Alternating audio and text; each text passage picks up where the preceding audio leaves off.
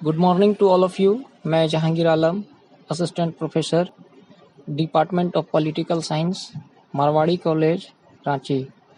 आज हमारा चर्चा का विषय है अंतर्राष्ट्रीय राजनीति के अवधारणा एवं आयाम, concepts and dimensions of international politics. इसके अंतर्गत हम अंतर्राष्ट्रीय राजनीति के अर्थ, उसकी प्रकृति एवं उसके क्षेत्र की प्रमुख रूप से चर्चा करेंगे। तो आइए सबसे पहले अब हम अंतर्राष्ट्रीय राजनीति को समझने का प्रयास करते हैं कि इसके क्या अर्थ हैं। अंतर्राष्ट्रीय राजनीति एक विकास उन्मुख विषय है, जिसके कारण इसके अर्थ को लेकर विद्वानों में काफ़ी मतभेद है। अंतर्राष्ट्रीय राजनीति हम देखते हैं कि दो शब्दों यानी अंतर्राष्ट्रीय और राजनीति से मिलकर बना है। तो यहाँ सबसे पहले हम राजनीति का अर्थ समझने का प्रयास करेंगे। राजनीति का अर्थ समझने के लिए राजनीति शब्द की विवेचना करना आवश्यक है। हम कह सकते हैं कि राजनीति शब्द मूलतः संस्कृत भाषा का है, जिसका अर्थ होता है राजा की नीति। किंतु वर्तमान समय में इस शब्द का प्रयोग जिस अर्थ में प्रयोग होता है वह इससे भिन्न और ज़्यादा व्यापक है। इसी प्रकार यदि राजनीति शब्द के अंग्रेजी वर्ड की बात की जाए, पॉलिटिक्स की, तो पॉलिटिक्स शब्द यूनानी भाषा के पॉलिश शब्द से बना है, जिसका अर्थ है नगर राज्य। तो इस दृष्टि से राजनीति का संकुचित अर्थ के रूप में हम कह सकते हैं कि जो यूनानी नगर राज्य के अंतर्गत जो राजनीतिक व्यवस्थाएं थी उसके बारे में इसके अंतर्गत बात की जाती है। परंतु वर्तमान समय में राजनीति शब्द के अर्थ का प्रयोग काफ़ी विस्तृत एवं व्यापक हो चुका है। रॉबर्ट के शब्दों में यदि कहा जाए तो मानव समुदाय के ऊपर शासन करने की कला को ही राजनीति कहते हैं। शासन से उनका अभिप्राय है आदेश देने और नियंत्रण कायम करने से संबंधित प्रक्रियाएं। उनके मतानुसार पॉलिटिक्स का विषय क्षेत्र बहुत व्यापक है। परिवार, चर्च, ट्रेड यूनियन या इस प्रकार की कोई और अन्य संघों और समुदायों के भीतर चलने वाली प्रतिस्पर्धा को भी उन्होंने राजनीति का ही रूप दिया है। यदि हम Max Weber, George Catlin, Harold Lasswell तथा रॉबर्ट डहल जैसे विचारकों के दृष्टिकोण से राजनीति की बात करें तो राजनीति को संघर्ष के रूप में ये लोग देखे हैं। जॉर्ज कैटलिन के अनुसार समस्त राजनीति स्वभावतः शक्ति और संघर्ष से संबंधित है। All politics is by it's nature power politics. इसी प्रकार मैक्स वेबर के अनुसार राजनीति का अर्थ है शक्ति के लिए संघर्ष अथवा उन लोगों को प्रभावित करने की कला जिसके हाथों में सत्ता है। तो इस दृष्टिकोण से हम कह सकते हैं कि राजनीति का जो मूल रूप से संबंध है वह शक्ति या सत्ता और संघर्ष से संबंधित होता है। यानी कि शक्ति या सत्ता के लिए राजनीति के अंतर्गत संघर्ष की प्रक्रिया चलती रहती है। एक अन्य विद्वान लासवेल के शब्दों में राजनीति के अंतर्गत हम यह अध्ययन करते हैं कि राजनीतिक शक्ति का क्या स्वरूप है और उसमें कौन कौन भागीदार हैं। वस्तुतः राजनीति की उत्पत्ति इस तथ्य से होती है कि प्रत्येक मनुष्य की कुछ आवश्यकताएं हैं और जिन्हें पूरा करने उसके लिए बहुत आवश्यक है। जब मनुष्य इन आवश्यकताओं को पूरा करने के लिए प्रयास करता है तो स्वाभाविक रूप से अन्य व्यक्तियों के संपर्क में उसे आना पड़ता है, जिसके परिणाम स्वरूप समुदाय की रचना होती है। विभिन्न समुदायों की आवश्यकताएं और इच्छाएं एक सी नहीं होती। प्रायः एक समुदाय की आवश्यकता का हमें दूसरे समुदाय की आवश्यकता से टकराव दिखाई पड़ती है। जब किसी समूह अथवा समुदाय के सदस्य पारस्परिक रूप से बाधक नीतियों का समर्थन करते हैं, हितों का विरोध होता है और इस प्रकार तर्क वितर्क, अनुनय विनय, राजनय या समझौते के शांतिपूर्ण तरीकों अथवा बल और जोर जबरदस्ती के हिंसात्मक तरीकों से विरोधों के समाधान की आवश्यकता प्राप्त की जा सकती है। इसलिए राजनीति का प्रथम स्रोत है समूहों का अस्तित्व और दूसरा उन समूहों की आपसी प्रतिस्पर्धा। यह एक क्रिया है जो समूहों में या उनके बीच में होती है। दूसरों के कार्यों को नियंत्रित करने की क्षमता को शक्ति कहा जाता है और शक्ति राजनीति का अनिवार्य तत्व है। शक्ति की अनुपस्थिति में राजनीति की कल्पना भी नहीं की जा सकती है। शक्ति प्राप्ति के लिए किया गया संघर्ष ही राजनीति का मूल है। राजनीति उस प्रक्रिया के अतिरिक्त और कुछ नहीं जिसके द्वारा शक्ति को अर्जित किया जाता है या उसे कायम रखा जाता है या उसे प्रयोग में लाया जाता है। मूल रूप से राजनीति विभिन्न समूहों के हितों के पारस्परिक विरोध से जन्म लेती है, परंतु व्यवहार में राजनीति शक्ति लालसा के कारण पनपती है। इसलिए कभी-कभी राजनीति को शक्ति का संघर्ष यानी स्ट्रगल फॉर पावर भी कहा जाता है। राजनीति शब्द की चर्चा के बाद अब हम अंतर्राष्ट्रीय राजनीति की परिभाषा एवं प्रकृति की चर्चा करेंगे। राजनीति शब्द को अब समझ लेने के बाद अंतर्राष्ट्रीय राजनीति को समझना आसान होगी। सामान्यतः हम कह सकते हैं कि विभिन्न राष्ट्रों के बीच पाए जाने वाले राजनीति को अंतर्राष्ट्रीय राजनीति कहते हैं। क्विंसी राइट के अनुसार राजनीति एक ऐसी कला है जिसकी सहायता से प्रत्येक समूह दूसरे समूहों पर किसी तरह का नियंत्रण रखकर अपने हितों को बढ़ाने के लिए लगातार प्रयत्न करते हैं। अंतर्राष्ट्रीय राजनीति में ये समूह राज्य तथा राष्ट्र होते हैं। उनको अपनी आवश्यकताएं, इच्छाएं, अभिलाषाएं होती है जिसे राष्ट्रीय हित कहा जाता है,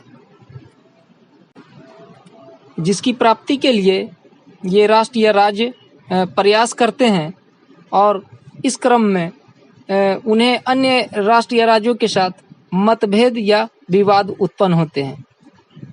इन्हें शांतिपूर्वक तरीके से कूटनीति द्वारा हल करने का प्रयास भी किया जाता है, परंतु यदि यह इस रीति से हल ना हो सके तो विवाद का समाधान अंततः शक्ति द्वारा ही होता है। अतः हम कह सकते हैं कि अंतर्राष्ट्रीय राजनीति एक ऐसी प्रक्रिया है जिसमें प्रत्येक राष्ट्र शक्ति के माध्यम से अपने अंतर्राष्ट्रीय संबंधों को इस प्रकार व्यवस्थित करता है कि इससे इसे अधिक से अधिक लाभ हो और उसके राष्ट्रीय हितों की वृद्धि हो। अंतर्राष्ट्रीय राजनीति के 3 महत्वपूर्ण तत्व हैं: राष्ट्रीय हित, संघर्ष एवं शक्ति। क्योंकि अंतर्राष्ट्रीय राजनीति के प्रसंग में राष्ट्र समुदाय है, उनकी आवश्यकताएं और इच्छाएं राष्ट्रीय हित हैं और राष्ट्रों या हितों के बीच असहमति ही संघर्ष है। परंतु यहाँ शक्ति का तत्व ज्यों का त्यों रहता है, अर्थात अंतर्राष्ट्रीय राजनीति में शक्ति की वही भूमिका होती है जो राष्ट्रीय राजनीति में होती है। तो इस प्रकार से कहा जा सकता है कि अंतर्राष्ट्रीय राजनीति के मूलतः 3 महत्वपूर्ण तत्व हैं। अभी तक के चर्चा में हमने देखा कि राजनीति के तरह अंतर्राष्ट्रीय राजनीति में भी संघर्ष या विवाद का सबसे अधिक महत्व है। संघर्ष या विवाद के बिना राष्ट्रीय हित और शक्ति जैसे तत्व महत्वहीन हो जाएंगे, परंतु इससे यह अभिप्राय नहीं है कि शक्ति संघर्ष या विवाद ही अंतर्राष्ट्रीय राजनीति का मुख्य उद्देश्य है। अब हम अंतर्राष्ट्रीय राजनीति की कुछ परिभाषाओं पर नज़र डालेंगे। जैसे स्प्राउट के अनुसार स्वतंत्र राजनीतिक समुदायों अर्थात राज्यों के अपने अपने उद्देश्यों अथवा हितों के आपसी विरोध, प्रतिरोध या संघर्ष से उत्पन्न क्रिया प्रतिक्रियाओं और संबंधों का अध्ययन ही अंतर्राष्ट्रीय राजनीति है। इसी प्रकार चार्ल्स स्लाइचर के अनुसार राज्यों के सभी अंतर्राष्ट्रीय संबंध राजनीति में शामिल किए जा सकते हैं, यद्यपि वे यह मानते हैं कि सभी अंतर्राष्ट्रीय संबंध राजनीतिक नहीं होते हैं। जेम्स रोजनाउ के अनुसार अंतर्राष्ट्रीय राजनीति अंतर्राष्ट्रीय संबंधों का एक अत्यंत महत्वपूर्ण उपखंड है। इसी प्रकार थॉम्पसन के अनुसार राष्ट्रों के बीच छिड़ी प्रतिस्पर्धा के साथ साथ उनके पारस्परिक संबंधों को सुधारने या बिगाड़ने वाली परिस्थितियां और संस्थाओं के अध्ययन को अंतर्राष्ट्रीय राजनीति कहते हैं। इसी प्रकार एक अन्य विद्वान फेलिक्स ग्रास के अनुसार अंतर्राष्ट्रीय राजनीति का अध्ययन वास्तव में विदेश नीतियों के अध्ययन के अतिरिक्त कुछ नहीं है। इस प्रकार अंतर्राष्ट्रीय राजनीति उस प्रक्रिया का नाम है जिससे विभिन्न राष्ट्र अपनी नीतियों और कार्यों के जरिए अपने उन राष्ट्रीय हितों की सिद्धि के लिए बराबर कोशिश करते रहते हैं जो दूसरे के राष्ट्रीय हितों से टकराते हैं। फेलिक्स ग्रास जैसे कुछ अन्य विद्वान ऐसे हैं जो विभिन्न देशों की विदेश नीति के अध्ययन को ही अंतर्राष्ट्रीय राजनीति का अध्ययन समझते हैं। उनका कहना है कि अंतर्राष्ट्रीय राजनीति विभिन्न राज्यों की विदेश नीतियों के अध्ययन के बिना नहीं समझी जा सकती है। अतः विभिन्न देशों की विदेश नीतियां ही अंतर्राष्ट्रीय राजनीति का प्रमुख विषय है। परंतु फ्रेड सांडरमैन जैसे अन्य विद्वान इस मत से इत्तेफाक नहीं रखते हैं। उनके अनुसार विदेश नीति का ज्ञान महत्वपूर्ण भले ही हो, पर इस ज्ञान की उपलब्धि अत्यंत कठिन है, क्योंकि किसी देश की विदेश नीति समझने के लिए उस देश के ऐतिहासिक अनुभवों और उसकी शासन प्रणालियों की पेचीदगियों को समझना आवश्यक होता है। और अंत में यथार्थवादी विचारक मॉर्गन थाउ के मत में अंतर्राष्ट्रीय राजनीति राष्ट्रों के बीच निरंतर होने वाले शक्ति संघर्ष के अतिरिक्त कुछ नहीं है। International politics is the struggle for and use of power among Nations. अंतर्राष्ट्रीय राजनीति की अर्थ एवं परिभाषा के बाद अब हम अंतर्राष्ट्रीय राजनीति के क्षेत्र या विषय वस्तु की चर्चा करेंगे। Scope of international politics. क्योंकि अंतर्राष्ट्रीय राजनीति अपेक्षाकृत एक नया विषय है, इसलिए अभी तक इसका क्षेत्र या दायरा निश्चित नहीं हो पाया है। फिर भी अंतर्राष्ट्रीय राजनीति के अर्थ और स्वरूप से हमें इसके क्षेत्र का आभास मिल चुका है। अंतर्राष्ट्रीय राजनीति के अध्ययन क्षेत्र में विचारधारा और राष्ट्रीयता प्रमुख है। विचारधारा आज की अंतर्राष्ट्रीय राजनीति के प्रमुख सूत्रधारों में से हैं। साम्यवाद, लोकतंत्र, व्यक्तिगत स्वतंत्रता आदि विचारधाराएं अपने आप में प्रबल शक्तियां हैं और अंतर्राष्ट्रीय गतिविधियों की प्रेरक है। एशिया और अफ्रीका की राजनीति बहुत कुछ राष्ट्रीयता की राजनीति है, जिसका संपूर्ण अंतर्राष्ट्रीय राजनीति पर प्रभाव पड़ रहा है। अंतर्राष्ट्रीय संस्थाएं और उनसे संबंधित उप संस्थाएं भी अंतर्राष्ट्रीय राजनीति के अध्ययन के मुख्य विषय हैं। संयुक्त राष्ट्र संघ और उनसे संबंधित अनेक संस्थाओं का विश्व राजनीति के क्षेत्र और साधन दोनों के रूप में अपना स्थान है। इसी प्रकार शांति और युद्ध जैसे विषय अंतर्राष्ट्रीय राजनीति के अध्ययन की परिधि में अपने आप समाहित हो जाते हैं, जब संघर्ष ही अंतर्राष्ट्रीय राजनीति का मूल है तो युद्ध की संभावना से इनकार नहीं किया जा सकता है। शांति और युद्ध से संबंधित विभिन्न समस्याएं, प्रेरक शक्तियां आदि स्वतः अंतर्राष्ट्रीय राजनीति के विषय सामग्री के अधीन आ जाते हैं। सन 1947 ईस्वी में विदेशी मामलों की परिषद ने एक प्रतिवेदन प्रस्तुत किया था, जिसमें सर्वेक्षण के आधार पर